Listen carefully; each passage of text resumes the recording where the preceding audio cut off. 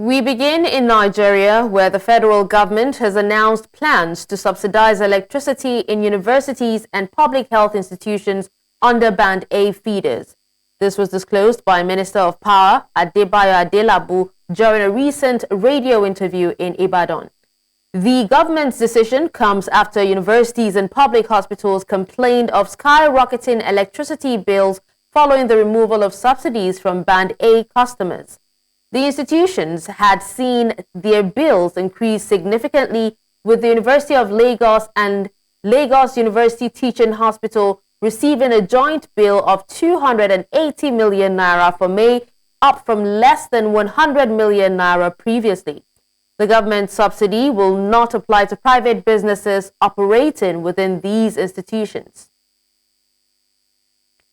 The Socio-Economic Rights and Accountability Project has urged the Senate President Godswill Akpabio and Speaker of the House of Representatives Tajuddin Abbas to disclose the exact amount of monthly running costs allotted to members of the National Assembly. SERAP requested the spending details of any of such running costs as well.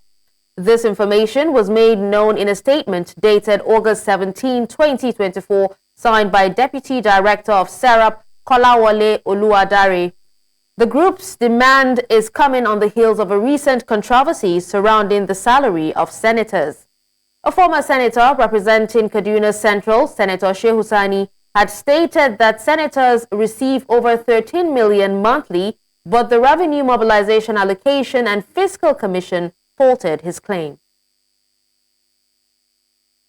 A former president of Nigeria, Olusegun Obasanjo, has attributed the country's stagnation to what he described as self-centered leadership lacking relevant knowledge.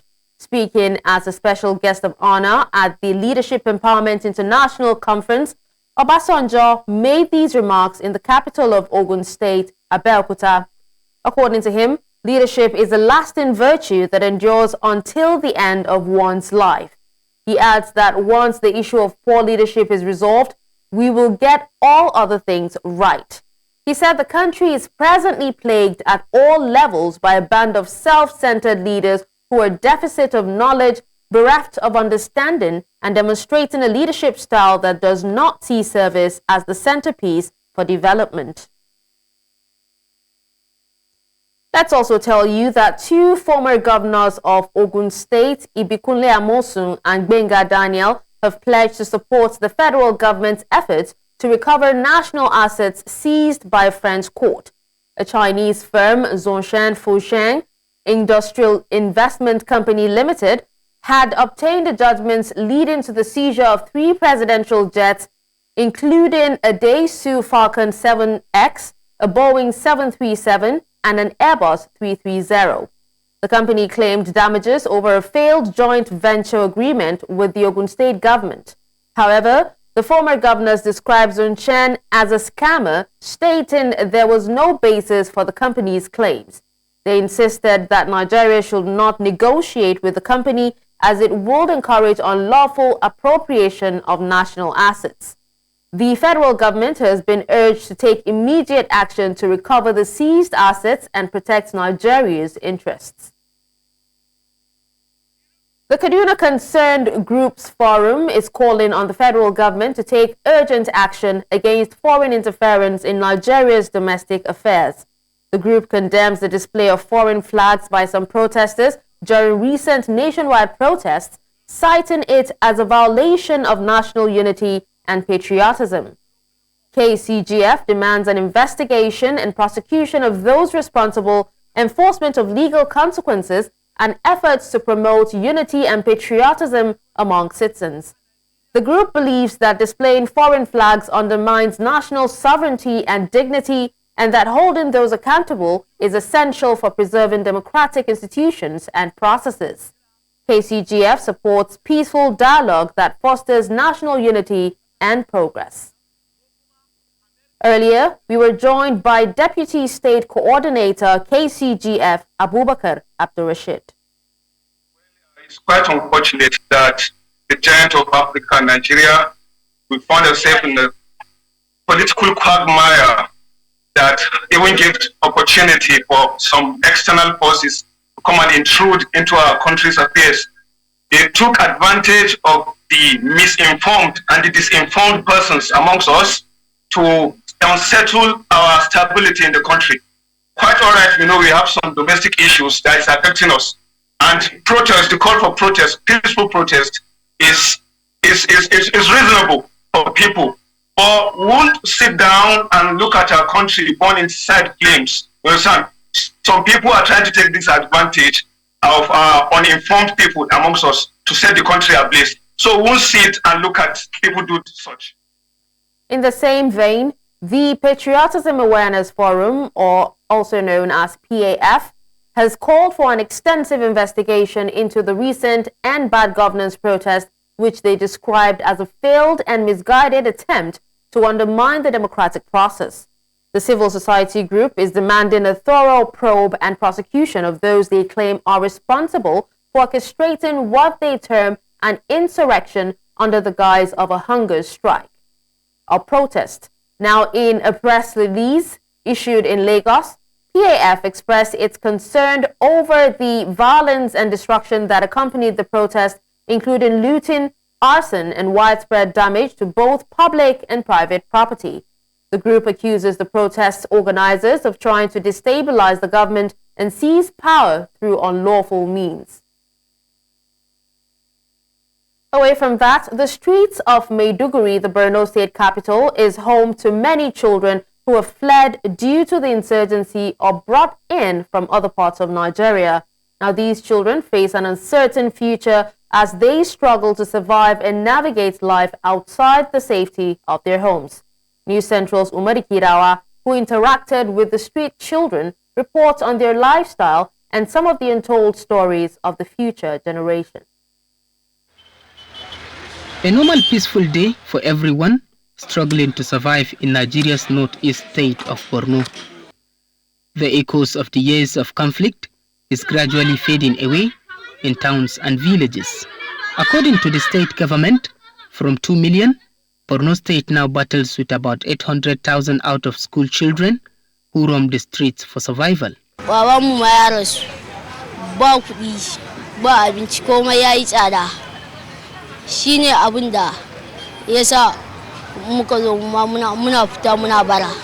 The story of Ba Usman is different as he is pursuing Islamic studies at a Sangaya with keen interest and an ambition to become a pilot. For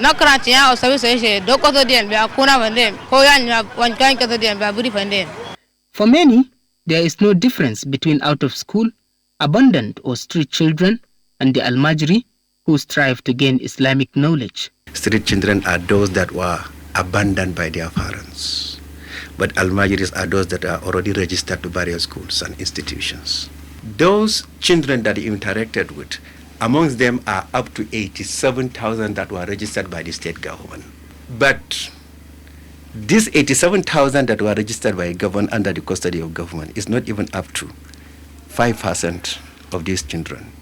However, the narrative is that both the abandoned, out of school, and Almajiri all beg for food on the street to survive. First, if the government is serious, they could have restored constitutional mandate for the traditional institutions.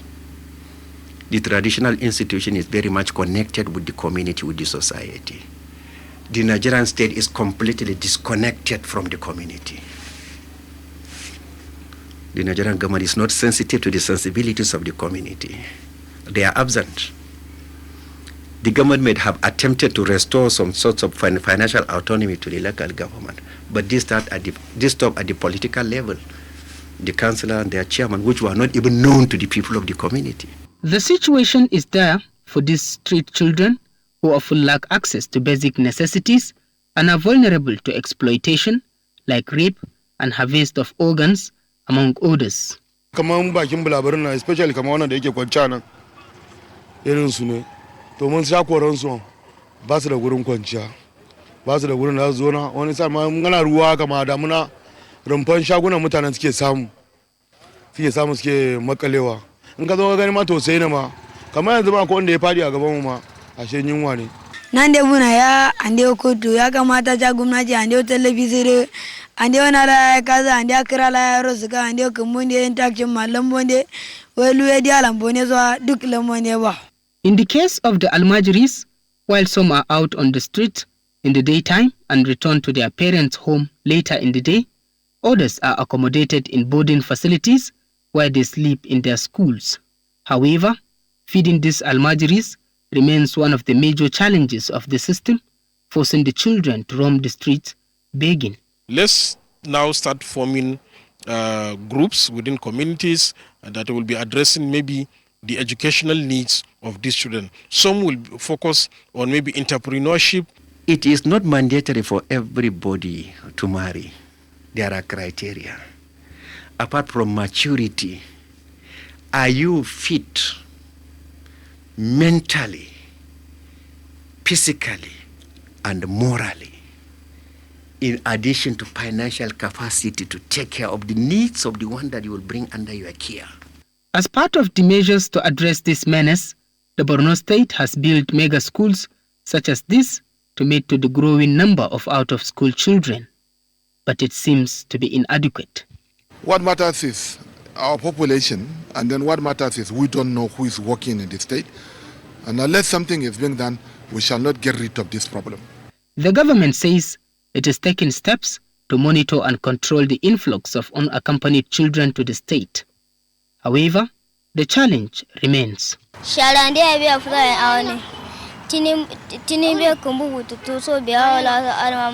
In this late night hours, I met one of my friends, Abubakar Adam, who usually sleeps here, and he will tell us more about the experience here. As you can see, mosquitoes are everywhere, and this is where these children are sleeping.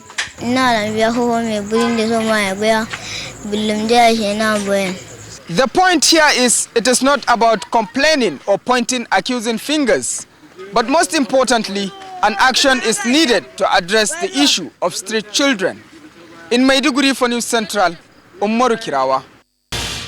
Residents of Bandara community in the Kurudu area of the Federal Capital Territory have called on relevant authorities to come to their aid over what they described as an attempt by an estate developer to forcefully evict them from their community. The residents who took to the streets after a recent demolition of some houses in the community say that despite a court order restraining the action of the developer, the properties of many families were pulled down and many left homeless. Our correspondent, Idong Joseph, reports.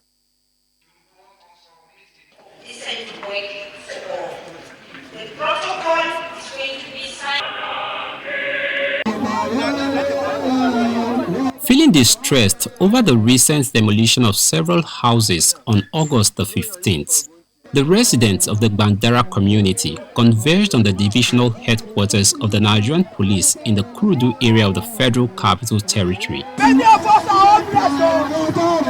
Carrying placards, tree branches, and singing songs of solidarity, they then walked into the street where they alleged that an estate developer, under the supervision of the Nigerian police, the Nigerian Civil Defense Corps, and personnel from the Correctional Service jointly conducted the demolition. All these developers, they hide under the banner of police.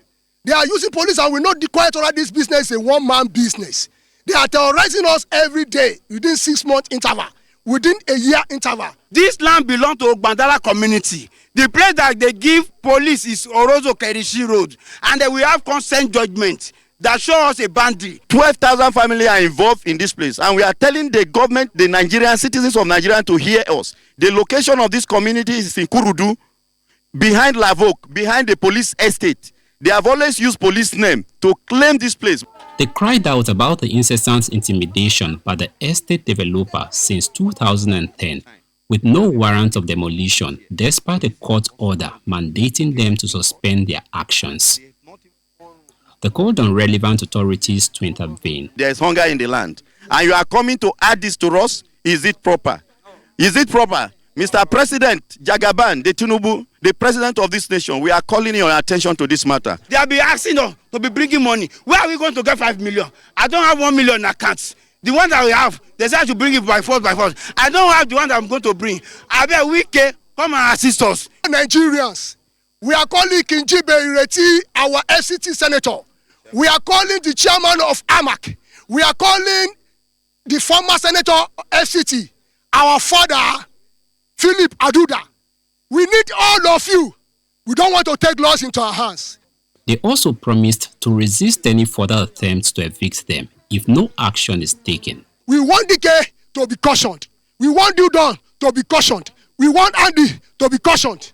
We don't want to take laws into our hands. We are not going to take it any longer. The next time they come here and bring any roof down, we are going to go to the barrack for reproach. We are going to go to the estate for reproach. We are not pretending about that. So let this serve as a warning to whoever thinks he has money and have a right in his pocket. According to the residents, this is the third time in about 14 years that they have faced demolition of their property with the intent to evict them from their community. They said the first was in 2011 and then 2016, and now the recent demolition which took place on August the 15th. In Abuja for News Central, I am Idonko Joseph. Thank you, Idong, for that report. Now, Nigeria's federal government has been tasked to do more in ending irregular migration and human trafficking in the country.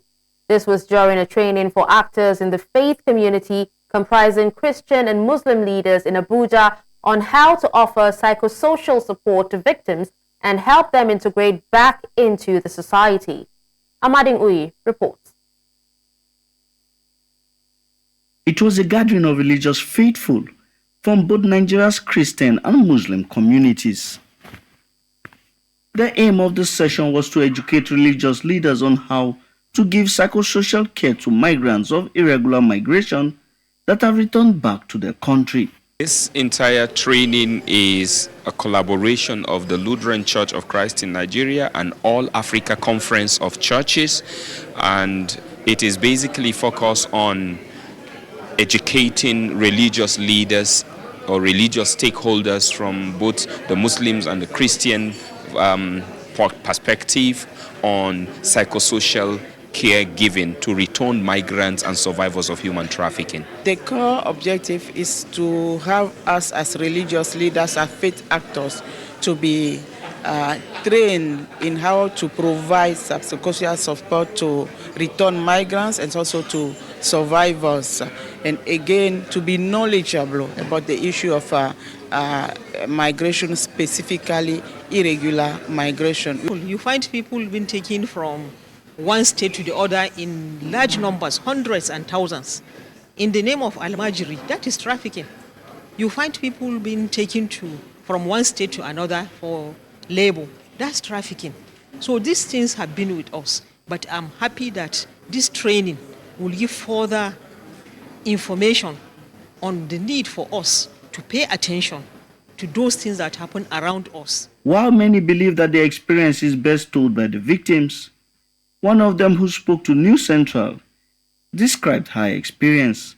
Through what I passed through, I wasn't thinking I'll stand on my feet here today and stand this strong and also be alive today, but I still thank God because the trauma wasn't easy, seriously. I faced a lot. I seriously faced a lot because the experience is really hurting. Those in attendance urge citizens and government to do more in ending irregular migration, which dehumanizes victims, is exploited by traffickers, and can be stemmed by better living conditions. My call to action for stakeholders that are here today is to go back and be catalysts that will take back the message to educate people, their adherents, their neighbors, people around them, and to be peer pressure to the society or to the government as well, so that we will live up to expectation in restoring the dignity of humanity and preserving and protecting humanity from being devastated by these heinous people who prey on human existence. The psychosocial support is there in the first place because there is irregular migration. Now the question should be, why are people migrating irregularly? Why are they leaving their comfort zone? That's what the African government should look at, then see how to make people comfortable. They also called on government agencies responsible for tackling trafficking to work together in a bid to achieve more results. In Abuja for News Central, I am Amadin Uyi. Economic prosperity has been described as one of the major targets of every society and state for development to thrive. Now, these were the words of the governor of Plateau State, Caleb Mutfwang, while addressing the challenges faced by petty traders maintaining illegally constructed stores within the Jos Bukuru metropolis. News Central's Chizoba Anyongwe tells us more. Let's pack our things and went away with it. And when we got there, they will charge us to court. They will say, look, if I one of my woman fellow that is selling it, they lock that woman up, they bed that woman with 10,000 naira. Just common cheating and mineral, they collected 30,000 naira. For what? That set the tone for this report. In September 2023, the government of Plateau State, under Executive Order 003, came on board. The objective, among others, is to scrap illegally constructed stores, impound vehicles parked in wrong places, and beautify the city center. Enforcement on this order began a few months ago, with offenders asked to pay various amounts of fine to retrieve their seized items. Traders and motorists have never been comfortable with this. However, Governor Mutfwang has recently reversed the order for traders, noting the economic hardship they experience. We have instructed that all the demolitions be halted and that we are looking for spaces to develop community markets. But you agree with us that there is no society that thrives with lawlessness. That we must therefore balance between law and order, and also ensuring that there is a economic prosperity for our people. News Central felt the pulse of these traders based on the governor's order, but the reverse was the case. I personally, I collected chichi, 80,000 naira. These people seal it. And when I went there, they said they took me to orphanage home. For what? For what when I have my children, I have my grandchildren? Is it a cause? Is it a crime for us to look for daily bread? Yesterday for Jude site, they pack about 3 cars. They pack people slow, they pack 3 cars. Today, they pack 2 cars for this down this entire site. Even we said they didn't allow us to put anything. We don't have anything to eat now to give our children. We don't have anything. See our children for house are just suffering, crying, no food to give them. I just feel like crying. We are suffering. Things are very bad.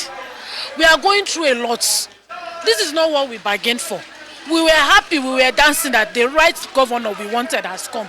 But everything just turned up to become so painful. How the governor's order will see the light of the day remains their worry. I left my house, nothing to give my children. They are crying, I just go away. I go borrow the load for market now to come and sell it. Then run to come and pick it. Now so I'm running with it since in the morning, reach this time. I don't know how to do. Please, the governor should pity us and help us. If not, we don't know what we will do. How are we going to cope? We have children to feed, we have school fees to pay. We are just struggling. Things are not easy with us. We are not happy. We are telling the governor we are not happy. He should do something about it. He's always trying. Even ourselves, we are praising the governor that let him try more to help us to also be established in our life. He should consider we that are operating low level. We have no money for shop, that is number one. Secondly, if there is a place he can just give us freely on his own, he should send the authority to come and do that for us. As these traders continue to wallow in their plight, they have also continued to ask the government of the day to listen to their cries, even as they look for better ways of getting their means of livelihood. From the Terminus Main Market in Jos, Chizoba Anyongwe, reporting for News Central. Lagos State Governor Babajide Sanwo-Olu has commissioned the Mushin flyover, the last of the 5 overpasses built along the Red Line rail corridor. The infrastructure is expected to relieve motorists and commuters connecting Agege Motor Road from Onikpanu of traffic and to solve congestion and delays associated with the railway level crossing at Ogumokun axis. Now, Sanwo-Olu said the opening of the Mushin flyover was another fulfillment of his administration's promise to the residents noting that the infrastructure had changed the face of public transportation in the state.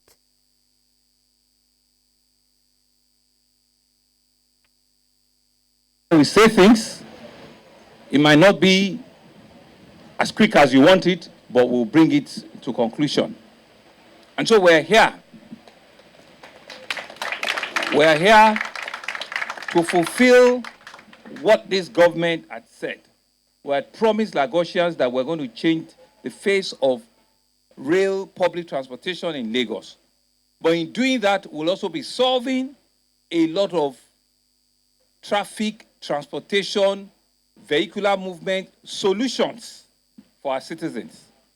This overpass is strategically important to ensure that that is the Mushin station right behind you, which Mr. President commissioned concurrently earlier in the year. And you know that we promised 5 overpasses. This is the 5th one that this administration has promised and we have delivered. Welcome back. We now head to Southern Africa, where South African leaders have wrapped up their summit in Harare, Zimbabwe, with a focus on the growing threat of mpox. The 44th Southern Africa Development Community Summit saw leaders discussing the continent's challenges, including the spread of mpox to over a dozen African countries. SADC Executive Secretary Elias Magosi announced that an emergency meeting of health ministers will be held to coordinate a response to the outbreak. Now, the community or meeting aims to facilitate a unified approach to combat the spread of mpox in the region. We have amicably come to a conclusion where we are all agreed on the issues and challenges facing our region.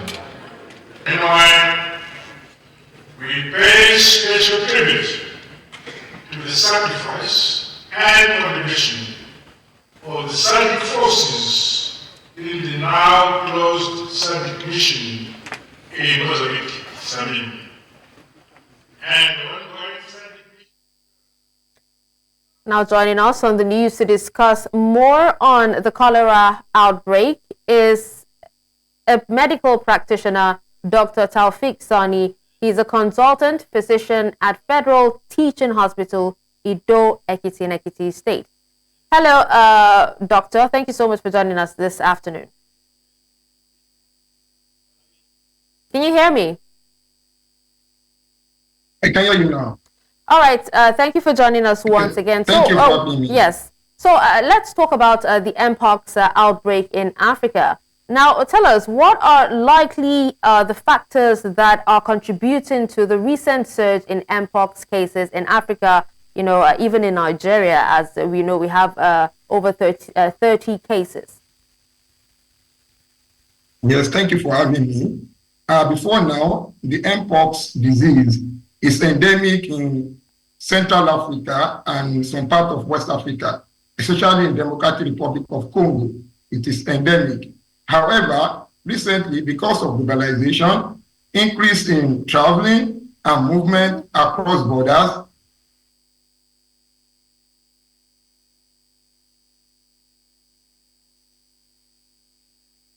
Hello, doctor. Can you hear me? trade. Hello, yes, I can hear you. All right, please go ahead. I said because of globalization, increase in movement across borders, and also increase in trade and traveling, we've had import of these diseases from the areas where they are endemic to new areas, and also because of reduction in our surveillance system, where at our borders we don't actually screen for mpox. This has also increased the importation of this disease from areas where they are endemic to new areas where they are new. So I will say that globalization, increase in trade, increase in traveling, and reduction in our surveillance system is the cause of this recent epidemics that is crossing borders and not happening around the world. All right, doctor, now this is a different strain, from the one that happened in 2021. And now, can you tell us, how do you think that this new strain of mpox virus differs from the previous strains in terms of transmissibility, severity, and also clinical presentation?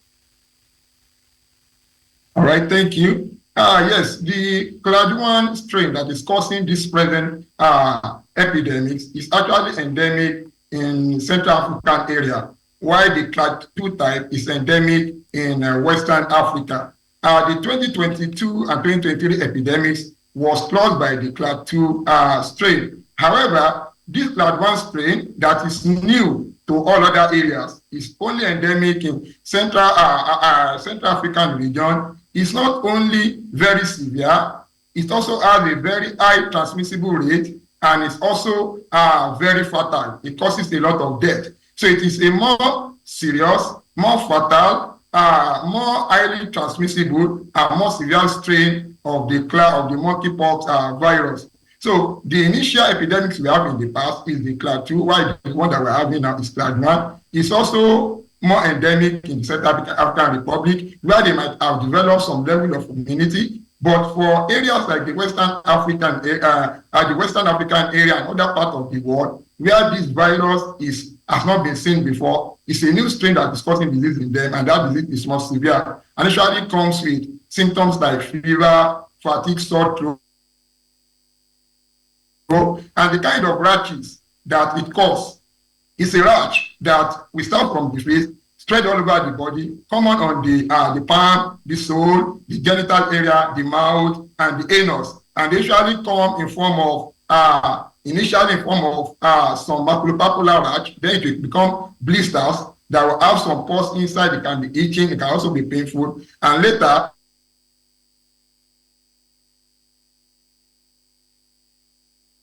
Okay, Dr. Sani, if you can hear me, can you hear me, Dr. Sani?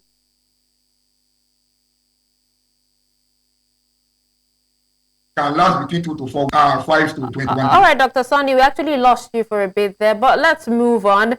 From what we know, this particular strain of mpox has been declared a health emergency in Africa. And then from what we know in Nigeria as well, we're expecting 10,000 doses of vaccine. Now, what would you say are the most effective strategies for preventing the spread of mpox, especially when you talk about high-risk populations and also regions? All right. One of the things we can do is what we are doing now. Let us increase awareness. Let people be aware that we have mpox around us. And with this, we can also describe the symptoms to the people around, so that when this is seen, it can be reported. That is increasing our surveillance for mpox. And for individuals who have mpox, they can be isolated and treated. Also, preventing mechanism like distancing ourselves from people who are infected. If we are caring for them, we need to put on our face mask, our hand gloves, so that we don't have contact with their body fluid and directly with the sore on their body. And also thorough hand washing, using hand sanitizer can also be a protective mechanism. And also with vaccination, we can also control this disease. Luckily for us, this mpox. Okay, doctor. Just before you go ahead, we've actually had other doctors, on this channel speak to us on mpox, and some of them seem to think that, considering that it is not a pandemic yet, it is just an endemic. They feel that the whole emergency that's the whole health emergency or health scare should not have been, announced by the WHO. Do you agree with them? Yeah, it is. Of course, it is endemic in Central African region, and it is more in them. However, we've had instances that it's now moving out of Africa, and WHO want to be proactive. The World Health Organization thinks that the earlier we start preventive measure, the better for us, because we don't know how much impact it might have on the health of individuals, especially those who are not known to this disease before. We know that for almost all diseases, immunity will be formed. And for individuals whom the disease are endemic in their area, they will have had some level of immunity. They will have had some level of immunity. However, for individuals where the disease has not appeared before, the level of immunity may not be that much, and they may not be able to protect themselves against the severe effect of the disease. And the fact that the class 1 type that is more severe, that is also causing this, we must put in of course, we may not put in the flu-blown emergency care, but we must make people aware, and we must begin to teach people on how to prevent themselves from contacting this disease. Breaking the chain of transmission is important to curtail the spread of the disease in our community. All right. Well, thank you so much, Dr. Sani, for speaking to us on this. Thank you for having me. Let's head to East Africa now, where Sudan's health minister has declared a cholera pandemic in the war-torn country due to contaminated drinking water and heavy rainfall. The decision was made in conjunction with UN agencies and experts after the discovery of a cholera virus. Now, the country has been embroiled in a war since April 2023, leading to a humanitarian crisis with over 25 million people facing acute hunger. Flooding has displaced thousands, causing an increase in sickness, including diarrhea. Cholera can cause severe dehydration and death within hours. The WHO has reported over 300,000 cases and 2,300 deaths in 26 countries. Sudan's war has hindered humanitarian efforts, with both sides accused of war crimes. Ceasefire talks began in Switzerland, but the Sudanese army refused to participate. هي محلية يعني فيها إشكالية بتاع إنه 69% من المواطنين بيعتمدوا في مصدر الشرب على موية النهر، بالتالي هي موية ملوثة ومحتاجة لمعالجة، ودي يمكن داير لها متطوعين أو معززين لتعقيم المياه من النهر. والله الوفيات يمكن عدد الوفيات يمكن 7 وفيات، وعدد الحالات يمكن تقريبا 150 حالة. أول كان عندنا موت البحر وبعدين قطعوها وهو نشرب موت الدون كده. In other news from around the world, Donald Trump has launched a fresh wave of personal attacks against Vice President Kamala Harris as new polling shows her gaining ground in key battleground states ahead of Democratic National Convention. At a rally in Pennsylvania, Trump criticized Harris on issues like inflation. Spilling on her appearance, Trump said he's much better looking than her. Despite advice from Republicans and advisors to focus on the issues, Trump continues to use his populist and confrontational style, straying from his script to deliver insults. Now, this approach has raised concerns among his team, who worry it may alienate undecided and independent voters, crucial to his chances in the November elections. Mind if I go off teleprompter for a second, do you? Joe Biden hates her. This was an overthrow of a president. This was an overthrow. They went out, I spent $100 million fighting Joe Biden. They told him he couldn't win. His debate performance wasn't the best ever. But they said mine was the best ever. But they said his debate performance wasn't. I look forward to debating her, by the way. She'll be easier. She'll be easier than him. He said, this woman is nuts. Look, people say, be nice. Have you heard her laugh? That is the laugh of a crazy person. That is the laugh of a crazy. It's the laugh of a lunatic. Have you heard it? They prohibited her. Earlier, we were joined by global affairs analyst Ejike Okpa to further discuss this. I'm not perturbed by the antics, the personal antics of candidates in America. That's just the nature of campaign. You stick to the script, and then you'll also get off the script. But the point is that we know what the issues are. There's no issue that Trump is going to introduce now that we, the Americans, don't already know. So what he does is what Trump does. Those who are going to vote for him will vote for him regardless. And then those who will not vote for him will vote for him. So the point is that we're excited that at least we now know who we are facing. Kamala Harris, our record is out there, Trump's record. out there as well. So you compare and contrast.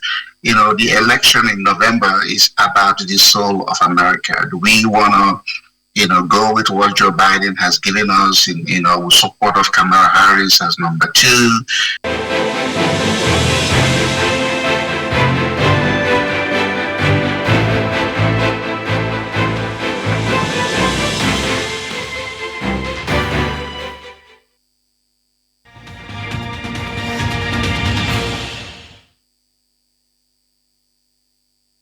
And now in the world of sports, for the 3rd time running, Remo Stars are featuring in continental competition as they begin another cycle by hosting one of the biggest clubs in the continent, Association Sports of Forces Armed Royale, ASFA, which in Morocco go with the nicknames of the Leader, Boss, Militarians, and Black Army. Both teams met 2 years ago at the same stage of the 2nd-tier CAF competition, the CAF Confederation Cup. This Sunday, March, marks the 3rd time both teams are meeting after their encounters in the 2022 CAF Champions League. It is the 4th international match to be played in Ikenne after the 2022 Remo Stars with ASFA, the 2023 duel with Midema Sporting Club of Ghana, and the Saturday's game of El Kanemi Warriors and Benin Republic's Dodger FC Dialfu. Ola Aina could be a doubt for Nigeria's 2025 African Cup of Nations qualifiers against Benin Republic and Rwanda. Aina sustained an injury in Nottingham Forest's Premier League clash against Bournemouth on Saturday. The defender was replaced in the 54th minute by Harry Tofolo after sustaining a calf injury. The 27-year-old also missed the Super Eagles' 2026 FIFA World Cup qualifiers against South Africa and Benin Republic in June. The Super Eagles will host neighbors Benin at the Godswill Akpabio International Stadium, Uyo, on Saturday, September 7th. The West Africans will be up against Rwanda 3 days at the Amahoro Stadium in Kigali. Still talking sports, Tottenham have accepted a bid from newly promoted Leicester for midfielder Oliver Skipp. The fee for the 23-year-old who came through the academy at Sports is in excess of £20 million. Skipp is expected to undergo a medical on Monday before the two clubs meet in their opening Premier League match. The England under-21 international made his Tottenham first-team debut in October 2018 and has gone on to make 77 Premier League appearances, including 21 last season. Skipp will link up with former Spurs teammate Harry Winks and will become the Foxes' 5th summer signing after returning to the top flight.